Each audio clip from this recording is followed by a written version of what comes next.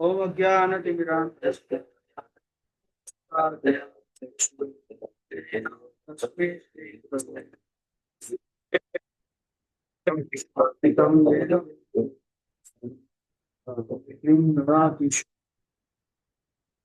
हम श्री गुरु शिवदोपदकमलं श्री गुरुन् वैष्णवांश श्री रूपं साग्रजातं सकल रघुनाथान्वितं साद्वैतं सावधूतं परिजनसहितं कृष्ण चैतन्य देव श्री राधा कृष्ण पादां गणललिता श्री विष्णु हे कृष्ण करुणा सिंधु दीनबंधु जगतपते जय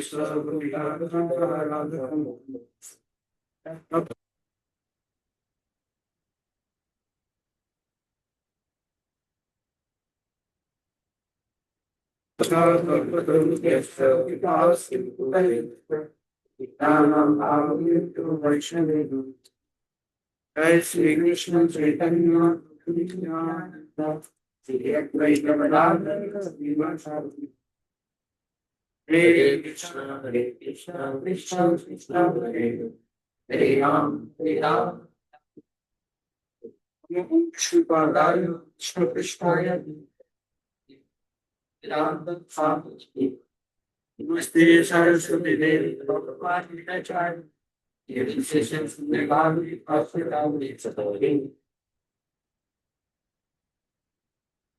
नारायणं नमस्कृत्य नरो चैवं नरोत्तमं देवीं सरस्वतीं व्यासं ततो जयमुदीरये नष्टप्रायेषु भद्रेषु नित्यं भागवत सेवया भगवती उत्तमस्मुखे भक्तिर्भवति नैष्ठिकी। ओम नमो भगवते वासुदेवाय ओम नमो भगवते वासुदेवाय ओम नमो भगवते वासुदेवाय ओम नमो भगवते वासुदेवाय। अध्याय 26 स्कंद 4। राजा पुरंजन का आखेट के लिए जाना और रानी का क्रुद्ध होना। आखेट समझ रहे हैं ना? शिकार करने में। नारद उवाच स एकदा महेश्वासो रथं पञ्चाशुमाशुगम् द्विषं द्विचक्रमे काक्षं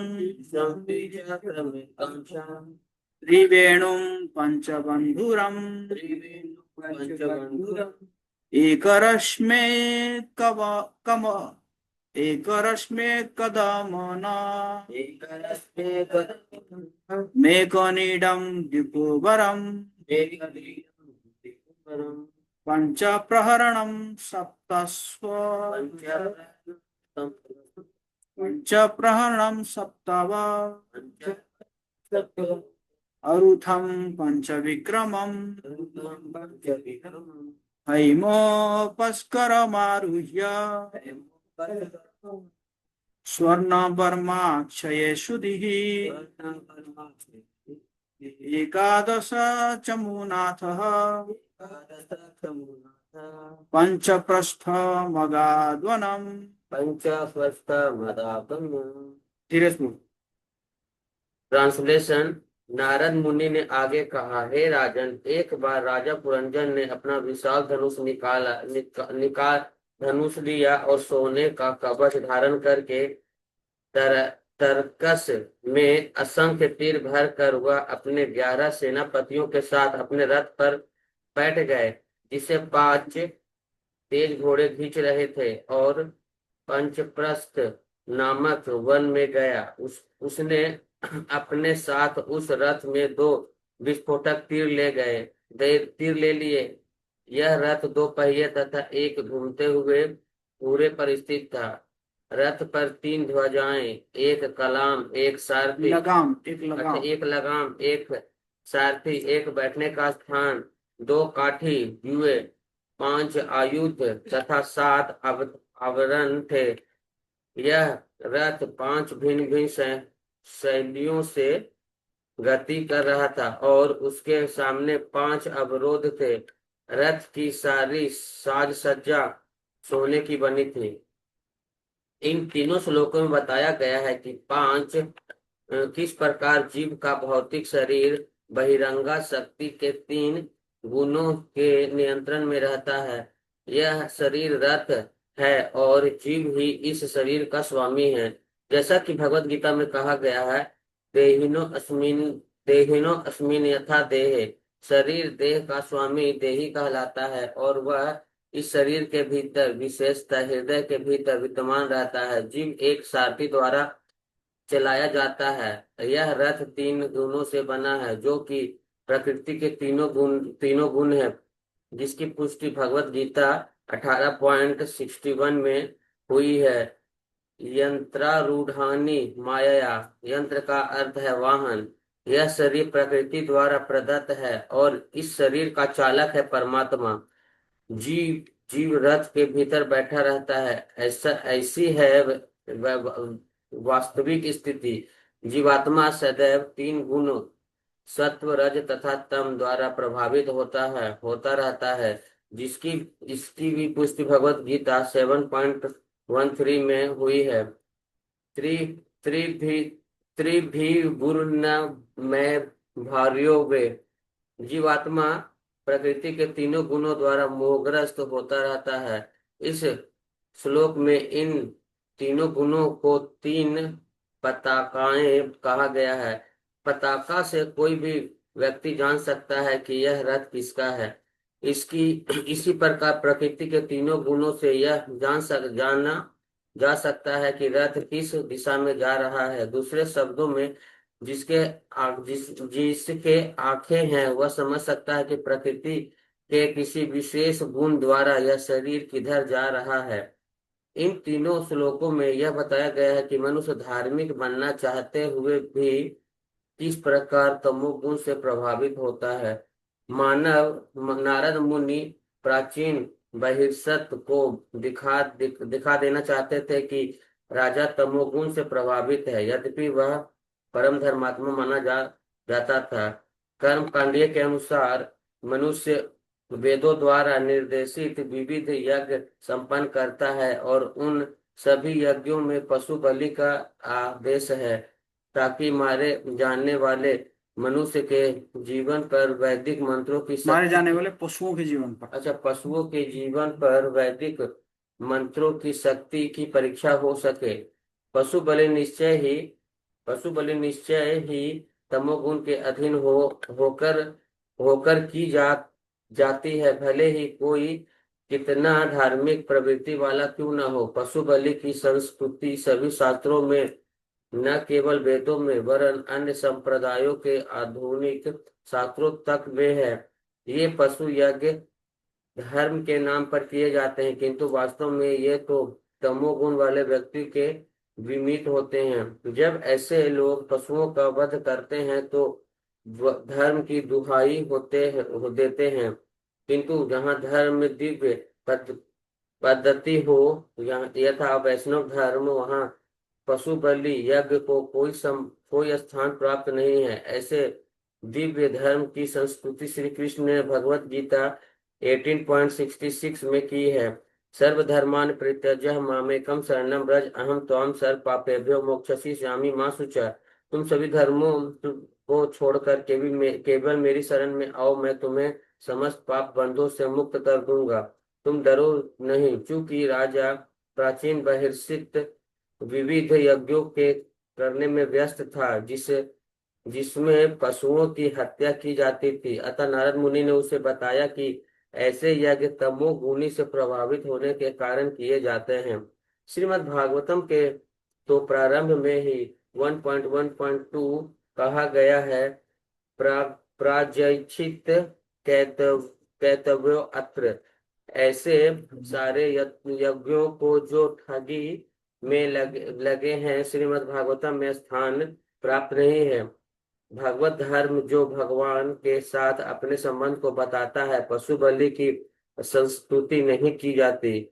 संस्कृत संकीर्तन यज्ञ। संकीर्तन यज्ञ में, जिसमें हरे हरे कृष्णा हरे कृष्णा कृष्णा कृष्णा हरे हरे हरे हरे राम हरे राम मंत्र का जप किए जाते हैं। कहीं भी पशु बलि की संस्तुति नहीं है। इन तीनों श्लोकों में राजा पुरंजन का पशुओं को मारने के लिए जंगल को प्रस्थान करना प्रतीकात्मक रूप से तमोगुण के प्रेरित जीव का विभिन्न इंद्रिय तृप्ति के कार्यों में लगना है। यह भौतिक शरीर स्वयं बताता है कि जीवात्मा प्रकृति के तीनों गुणों द्वारा प्रभावित है और उसे भौतिक वस्तुओं का भोग करने के लिए प्रवृत्त किया जा रहा है। जब शरीर तमोगुण से प्रभावित होता है तो संक्रमण अत्यंत विकट होता है।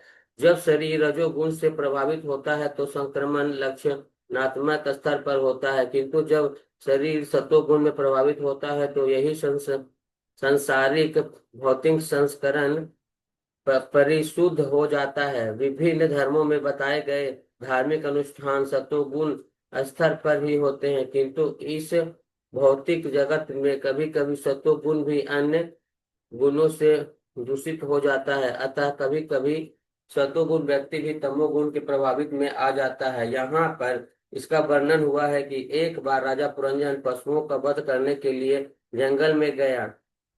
इसका अर्थ यही होता है कि जीवात्मा तमोगुण के प्रभाव में आ गया। किस जंगल में राजा आखेट करने लगा, इसका नाम पंचप्रस्थ था। पंच का अर्थ होता है पांच होता है, अतः यह पांच इंद्रियां वस्तुओं विषयों का सूचक है। शरीर में पांच कर्मेंद्रियां होता है, पांव, हाथ, पांव, जीभ, गुद्दा तथा जनेन्द्रिया।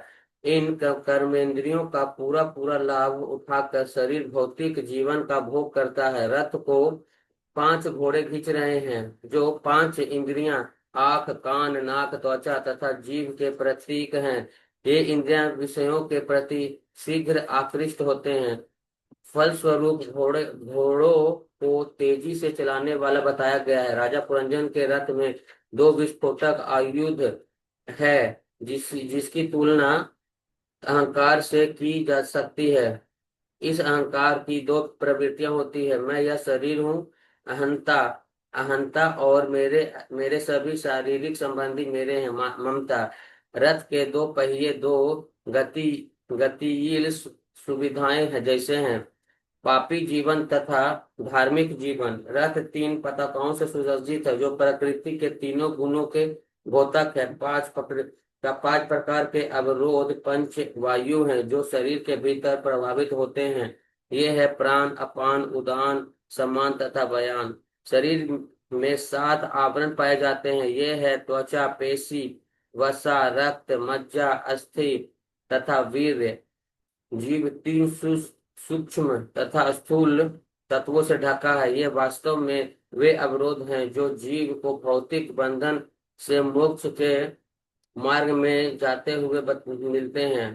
पांच इस श्लोक में रश्मि रस्सी शब्द मन का सूचक है। नीड शब्द भी महत्वपूर्ण है, क्योंकि नीड तो पक्षियों का घोंसला होता है। यहाँ पर नीड हृदय है, जहाँ पर जीवात्मा स्थित है। जीवात्मा केवल एक स्थान पर बैठता है। उसके बंधन के दो कारण होते हैं, शोक तथा मोह। इस संसार में जीवात्मा उसी वस्तु के पीछे दौड़ता है जो उसे कभी मिल नहीं सकती, अतः वह मोह में पड़ा रहता है। ऐसी मोहग्रस्त दशा में होने से वह सदैव शोक करता रहता है। इस प्रकार शोक तथा मोह द्विकुबर अर्थात बंधन के दो स्थान कहे गए हैं। जीवात्मा अपनी सारी सारी इच्छाएं पांच विभिन्न विधियों से पूरी करता है, जो उसकी कर्मेंद्रियों को सूचित करती है। सुनहरे आभूषण तथा वस्त्र सूचित करते हैं कि जीवात्मा रजोगुण से प्रभावित है। जिस व्यक्ति के पास अकूत धन होता है, वह विशेष रूप से रजोगुण के वश में होता है। रजोगुण के कारण वह इस संसार में अनेक वस्तुओं का भोग करना चाहता है। 11 सेनापति 10 इंद्रियों तथा मन के सूचक है। मन सदैव 10 सेनापति के साथ मिलकर संसार के भोग योजना बनाता रहता है। पंच प्रस्थ नामक जंगल जहाँ राजा अखेट करने गया था, पांच इंद्रियां विशेष रूप स्वाद, शब्द, गंध, नौ तथा स्पर्श का जंगल है। इस प्रकार इन तीनों श्लोकों में नारद मुनि भौतिक शरीर की स्थिति तथा इसके भीतर जीवात्मा के बंदी होने का वर्णन करते हैं। बहुत लंबा पर्पट है। बहुत बहुत बहुत है। 3 श्लोक है। बहुत बड़ा इसमें।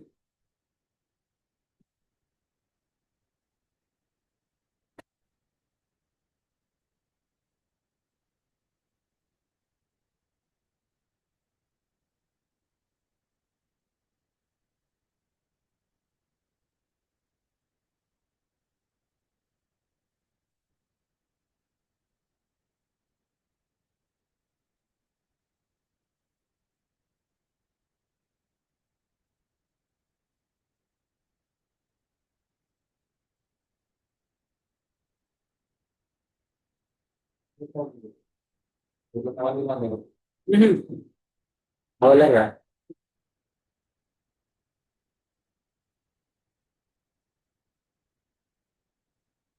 तो जीवात्मा सदैव तीनों गुणों सत्व रज तथा तमो द्वारा प्रभावित होता है। इसकी भी पुष्टि भगवद गीता में हुई है।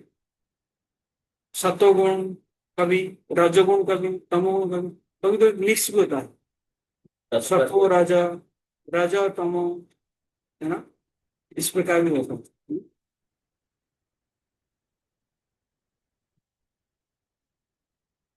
सत्वगुण में व्यक्ति क्या करता है?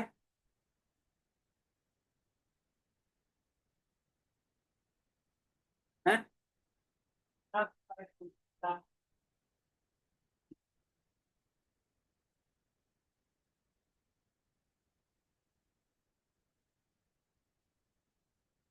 ऐसा काम करता है जिसमें वो संतुष्ट रहे, संतोष में रहेगा ना। क्लेanलीनेस, साफ सफाई, अपने आप को भी स्नान कराएगा बढ़िया, है ना, ये सब रहेगा। और रजोगुण क्या है? हैं? सभी स्नान में रहेगा। रजोगुण का मतलब है अपोजिट सेक्स के प्रति अट्रैक्शन। सिंपल। क्या है? अपोजिट सेक्स के प्रति अट्रैक्शन। स्त्री पुरुष का अट्रैक्शन, ये है रजोगुण। मतलब उसके लिए घुमा फिरा के वही है, उसके लिए वो क्या क्या कर रहा है, तो दैट इज सब क्या आएगा? रजोगुण। जितना करने से तो रजोगुण में। हाँ। तमोगुण में क्या है? तमोगुण में आलसी, आलस से। ज्यादा सोएगा, समझे ना? और खाने में भी सब सड़ा हुआ चीज खाएगा।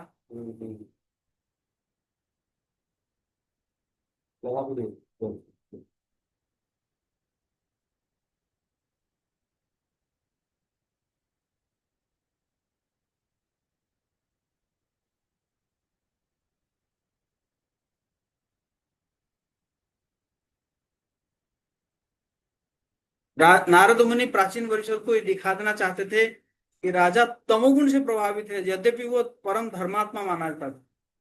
संसार में उसका नाम क्या था? परम धर्मात्मा। लेकिन था क्या? तमोगुणी। है कि नहीं? इसी प्रकार संसार में देखो, मतलब बहुत सारे लोगों को लोग क्या सोचते हैं, लेकिन वो होते क्या है? तमोगुणी। है कि नहीं? जैसे कई सारे गेरुआ वस्त्र में रहते हैं, लोग उसका रिस्पेक्ट करते हैं, लेकिन वो करते क्या? नशा करते हैं। है कि नहीं? तमोगुणी का लीडर तमोगुणी। शिव जी का भक्त अधिकतर तमोगुणी नहीं रहता है, सब वही करता है, खाली नाम पे भांग पिएगा, ये करेगा, वो करेगा।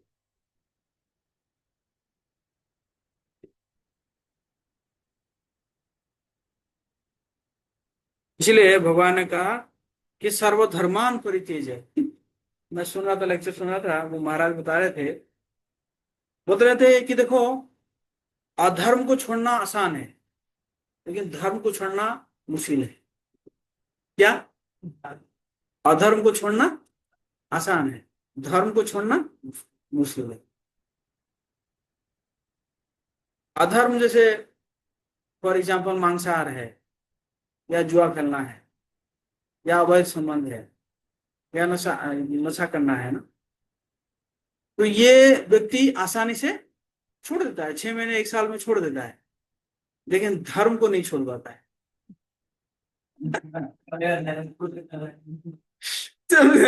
धर्म को नहीं छोड़ पाता है, इसलिए कह रहे थे कि अधर्म को छोड़ना आसान है, धर्म को छोड़ना मुश्किल है। इसलिए भगवान ने कहीं पे भी नहीं किया कि कहा कि अधर्म को छोड़ो, क्या कहा? धर्म को छोड़ो। भगवान आए धर्म की स्थापना करने के लिए, और आखिर में क्या कह रहे हैं? सभी धर्मों का परित्याग। समझ गए? जैसे गोपियां अपने पति धर्म को छोड़ दिया ना, रात को पति को छोड़ के चले गए कृष्ण के पास, है कि नहीं? तो उसी प्रकार बेसिकली जो 4 वर्ण और 4 आश्रम है, जो ये उसको कहते हैं वर्णाश्रम धर्म। तो वर्णाश्रम धर्म अगर आपको भक्ति में सहायक हो रहा है तो आप उसको कर सकते हैं, लेकिन वर्णाश्रम धर्म जहां पे आपको भक्ति में सहायक नहीं हो रहा है, भगवान की भक्ति में, उसको क्या करना है? छोड़ देना।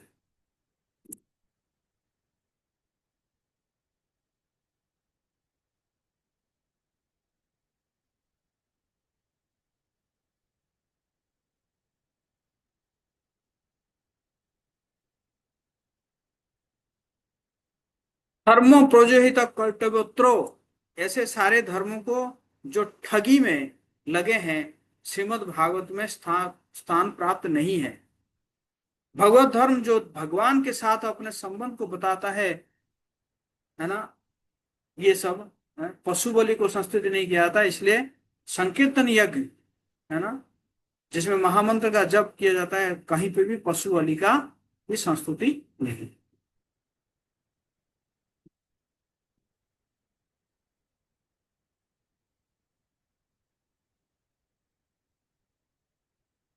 और आज सुबह वो बोल रहे थे ना, शायद प्रबोधानंद महाराज बोल रहे थे ना, कि हिंसा क्या है?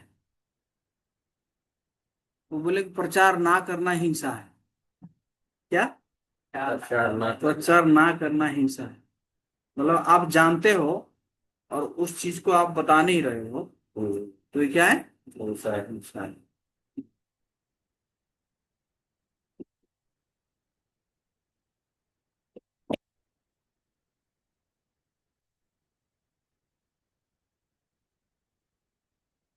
5 कर्मेंद्रियां क्या है?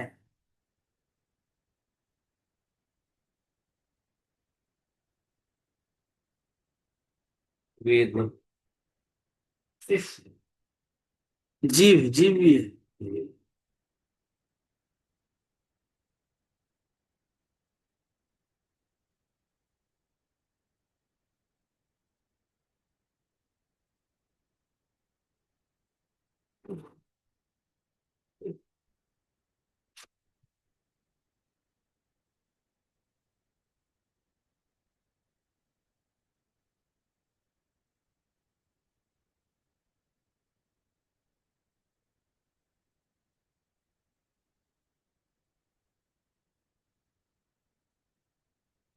जीवात्मा केवल एक स्थान पर बैठता है, उसके बंधन के 2 कारण हैं, क्या क्या है? शोक और मोह। इस संसार में जीवात्मा उसी वस्तु के पीछे दौड़ता है जो उसे कभी नहीं मिल सकती, अतः वो मोह में पड़ा रहता है। ऐसी मोहग्रस्त अवस्था में होने से वो सदैव शोक करता रहता है। इसी शोक तथा मोह जीव कुबर अर्थात बंधन के 2 स्थान कहे गए हैं। का क्या बोल रहे हैं? उसी वस्तु के पीछे दौड़ता है जो उसे कभी नहीं मिलता। नहीं मिल, वही है मोह।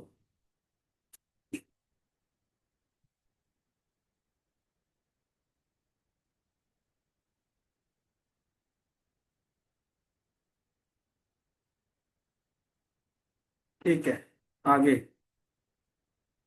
चचार मृगयाम तत्र चचारं विज्ञां तत्र द्रप्त आत्तेषु कार्मुकः दृष्टा आप्तेषु कार्मुकः विहाय जायामतदर्हम् विहाय जयामतदहं मृगव्यसना लालसः।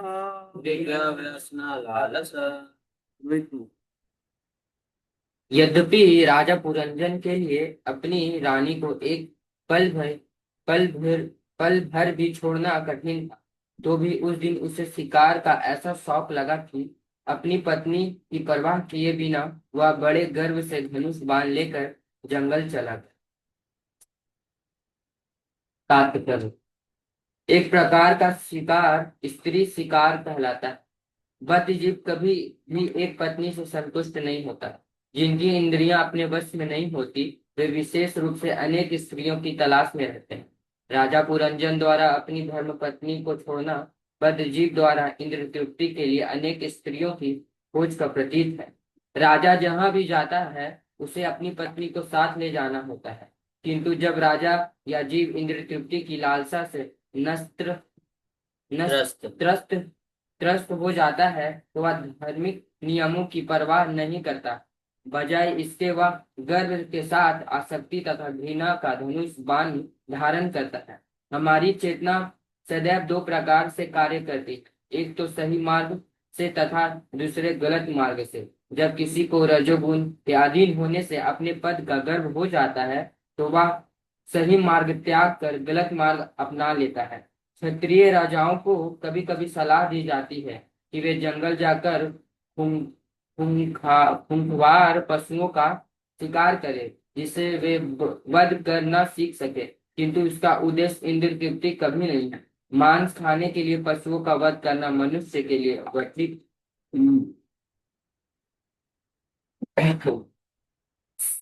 ओके, ये तो अंडरस्टूड है। आश्रयं वृत्तिमाश्रित्य आश्रयं वृत्तिमाश्रित्य विवरात्मा निरनुग्रह पुरुषानुनिरनुग्रह न्यहनन्निशतैर्बाणे यहन्निदेवाने वर्णेषु वनगोचरान्। वर्णेषु वनगोचरान्। कौन तू?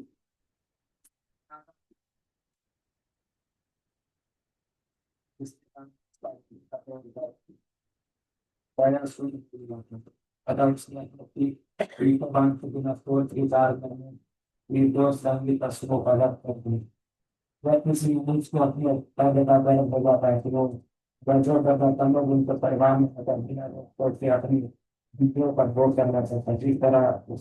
कहा जाता है, स्त्री होने पर लोग अश्वेत प्रति दयावान नहीं रह जाते, अल्पा वो अनेक कसाई घर चलाते हैं, जिसे सुनना या हिंसा कराते हैं।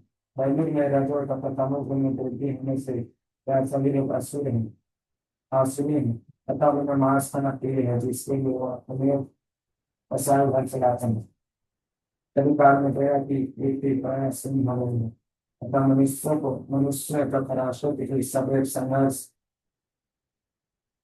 मनुष्य ये नहीं समझता कि इस प्रकार बिना लोग को अनेक पशुओं का वध करते हैं। इसी प्रकार महायुद्ध में उनका विवाद हो गया। ये प्रस्ताव देश में तो बहुत स्पष्ट दिखता है। पश्चिम देश में कसाई घर पर कोई प्रतिबंध नहीं, इससे इसके लिए प्रति 5 या 10 वर्ष में महायुद्ध होता है, जिससे असंख्य लोग पशुओं की दूरी में मारे जाते हैं। तब तो समय सैनिक शत्रुओं को बंदी शिविर में रखकर उनकी हत्या कर दी जाती है। कसाई घर में प्रतिबंधों में शिकारियों द्वारा पशु चाहे इस परिवार में अभिमानी असुरी लोग ना प्रवृत्ति के नियमों से नहीं ईश्वरीय नियमों से परिचित होते हैं, इसलिए वो परवाह किए बिना वो लोग को पशु का वध करते रहते हैं। कृष्ण भावना में अवलंबन पशु वध सर्वथा वर्णित है। अतः किसी को तब तक करता इससे परिमाणिक छात्र बीच में स्वीकार नहीं किया जाता, जब तक विचार गिरवी दिखाना था नहीं कर सकते। यह ऐसी परिमाण मात्र सेवा करना इसलिए ध्यान संबल न करना पर विवाह न करना कृष्ण भावना में समाप्त द्वारा सभी कार्यों में उससे पाप कर्म का निवारण किया जा सकता है।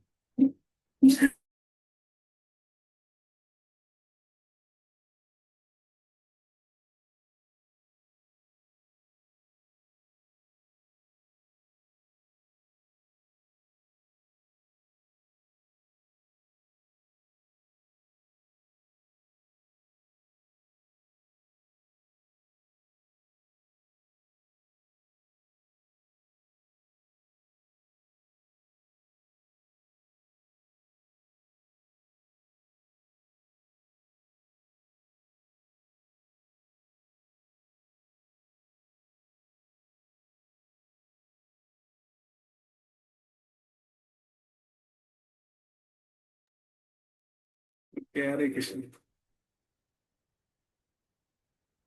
तीर्थेषु प्रतिदृष्टेषु वृद्धेषु प्रतिदृष्टेषु राजा मेध्यान् पशून्वने यावदर्थमलं लुब्धो अन्यादीति नियम्यते। अजित प्रभु।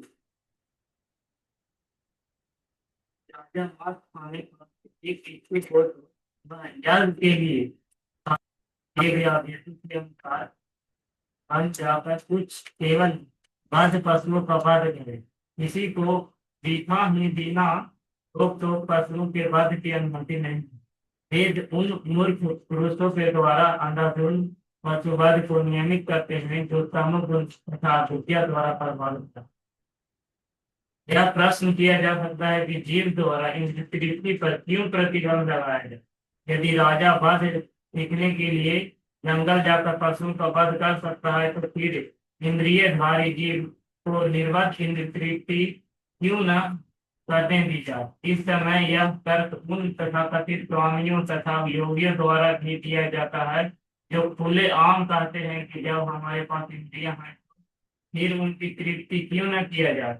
किंतु ये मूर्ख स्वामी तथा योगी शास्त्रों के आदेश को नहीं जानते। कभी कभी इनमें से कुछ मूढ़ तो शास्त्रों का विरोध तक करते हैं, यहाँ तक कि वे हरि सभा में घोषित करते हैं कि शास्त्र या अन्य ग्रंथों की कोई आवश्यकता नहीं है।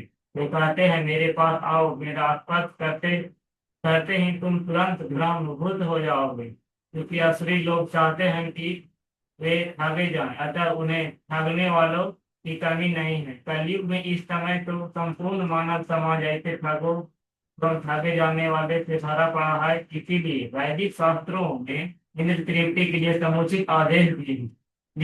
इस युग में प्रत्येक व्यक्ति मांस तथा मछली खाना, शराब पीना और विषय भोग में लिप्त रहना चाहता है। किंतु वैदिक आदेशानुसार संभोग की अनुमति केवल विवाहित जीवन में।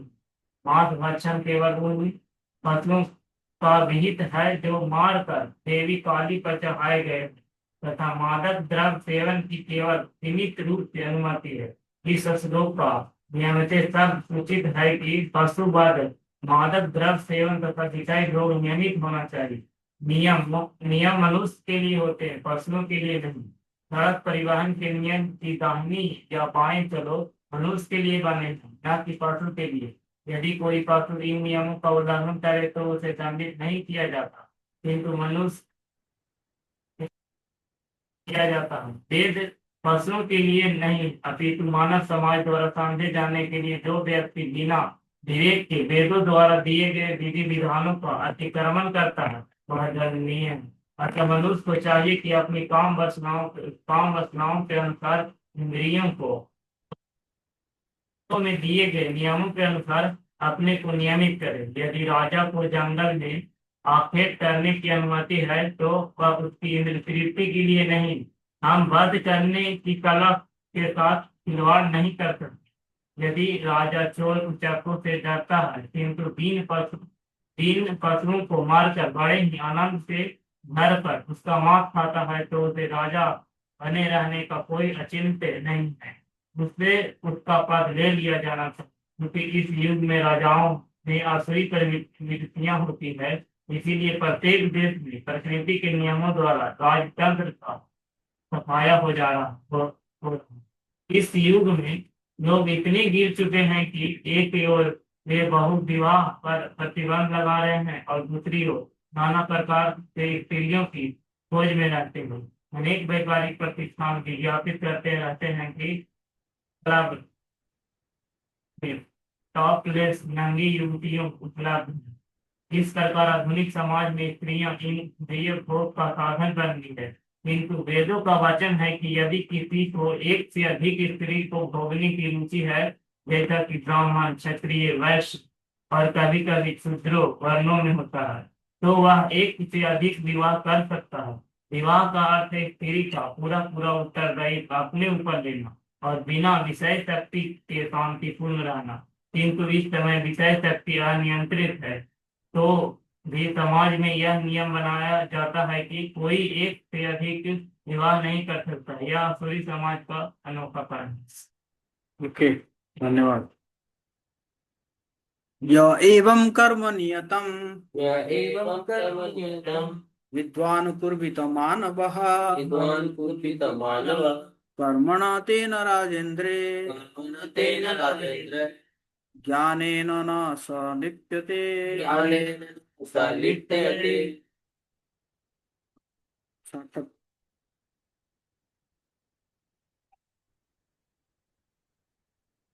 प्रकार से संसार नागरिकों को अनुवाद तो पढ़ो। नारद मुनि ने राजा प्राचीन बहिष्ठ से आगे कहा, हे राजा, जो व्यक्ति शास्त्रानुमोदित कर्मों का आचरण करता है वह सकाम कर्मों में लिप्त नहीं होता है। जिस प्रकार सरकार नागरिकों को विशेष रूप से कार्य के लिए कुछ व्यापार अनुमति पत्र बनाती है, ऐसे आदेश है जो हमारे सकाम कर्मों को नियंत्रित एवं नियमित करते हैं। ये जीव इस संसार में अपने आप भोग के लिए आए हैं, फलतः इंद्रिय भोग को नियमित करने के लिए गर्म है। जो व्यक्ति वैदिक नियमों के अनुसार इंद्रिय भोग करता है वह अपने कर्मों एवं इनके फलों में बनता नहीं। भगवद गीता 3.9 में आया है, क्या अर्थात कर्मणा, मनुष्य को यज्ञ के लिए अर्थात विष्णु की प्रसन्न करने के लिए कर्म, अन्यत्र लोको अयम कर्म बंधन, अर्थात अन्यथा कोई भी कर्म फल जीव के बंधन का कारण बनता। मनुष्य विशेष रूप से जन्म, मृत्यु, जरा तथा रोग से रोग के बंधन छुटकारा प्राप्त करने का निमित्त है। अतः उसे वैदिक नियमों के अनुसार आचरण करना होता है, जिससे वह अपने इंद्रिय तृप्ति की इच्छाओं को पूरा कर ले और साथ ही धीरे धीरे भगवान से मुक्ति हो। ऐसे नियमों के अनुसार किया गया कर्म ज्ञान कहलाता है। वस्तुतः वेद शब्द का अर्थ ही ज्ञान है। ज्ञाने नाम न स लिप्यते बताता है कि वैदिक नियमों का पालन करने से मनुष्य कर्मों एवं उनके फलों के बंधन में नहीं फंसता। इसलिए प्रत्येक व्यक्ति को वैदिक आदेशानुसार आचरण करने का उपदेश दिया जाता है, न कि गैर जिम्मेदार तरीके से। जब कोई व्यक्ति किसी राज्य के नियमों तथा लाइसेंसों के अनुसार कार्य करता है तो वह किसी आपराधिक कृत्य में नहीं फंसता। किंतु मानव निर्मित नियम सदैव दोषपूर्ण होते हैं, क्योंकि वे ऐसे व्यक्तियों द्वारा बनाए जाते हैं जो क्यों कर सकते हैं, मोहग्रस्त हो सकते हैं, ठगे जा सकते हैं, अपूर्ण इंद्रियों और किंतु वैदिक आदेश इससे भिन्न है, क्योंकि उनमें ये चारों दोष नहीं पाए जाते। वैदिक आदेशों में त्रुटि नहीं हो सकती। वैदिक ज्ञान सीधे ईश्वर से प्राप्त होता है, अतः उसमें ठगी, मोह, तृतीया, इंद्रियों की अपूर्णता का प्रश्न ही नहीं उठता। ज्ञान पूर्ण है क्योंकि वह परंपरा द्वारा ईश्वर से प्राप्त होता है। श्रीमद् भागवत कहा है,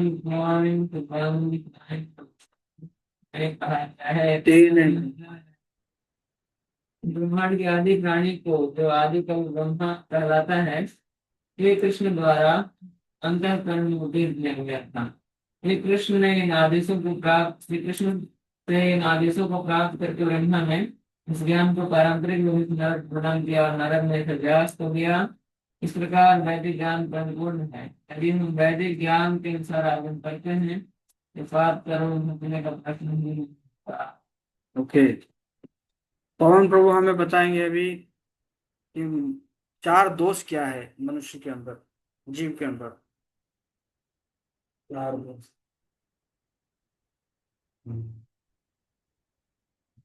मतलब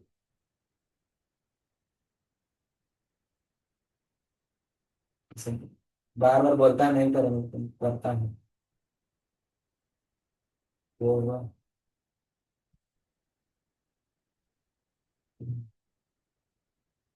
श्वास घात करना, हम्म।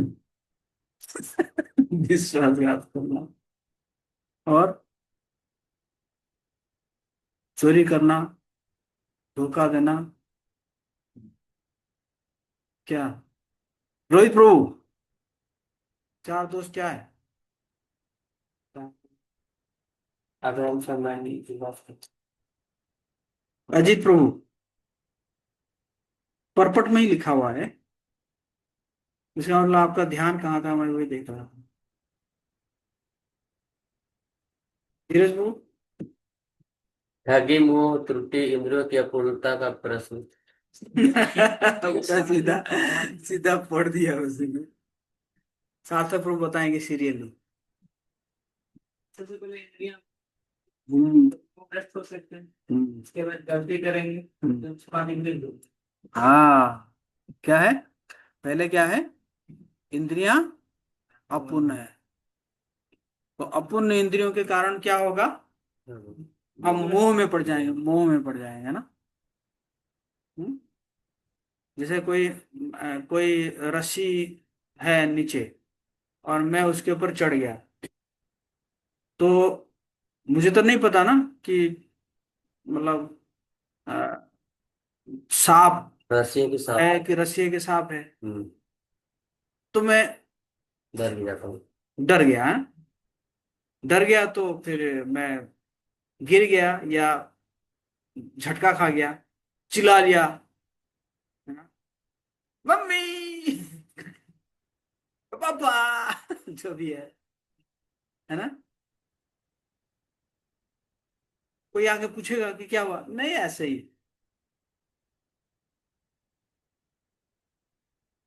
फिर क्या हो गया? तो सब,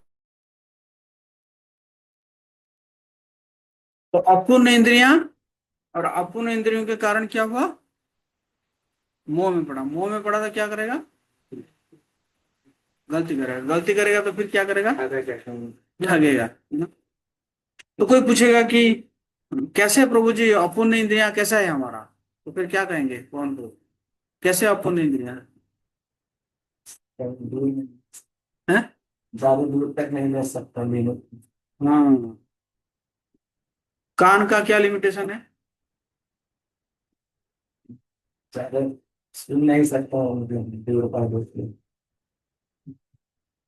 कम आवाज सुन नहीं सकते हैं या ज्यादा आवाज भी नहीं सुन सकते हैं, है ना? नाक का क्या लिमिटेशन?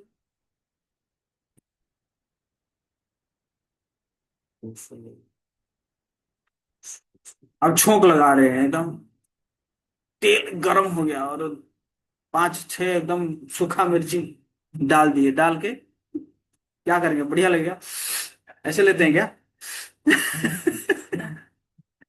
दिखने लगा। है कि नहीं?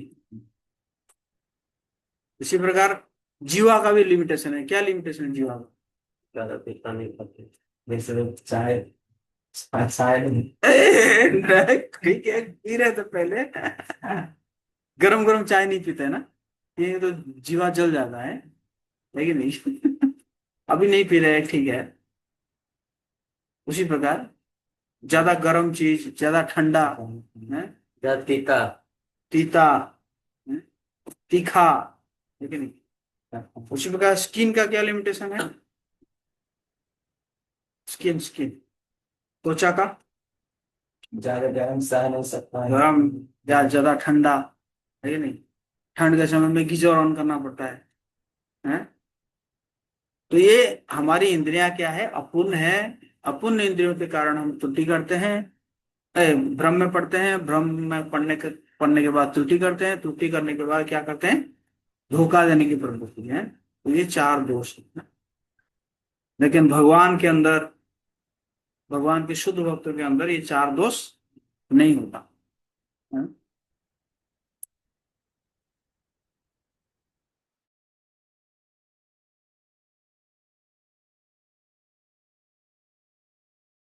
जगत गुरु श्रील प्रभुपाद की ये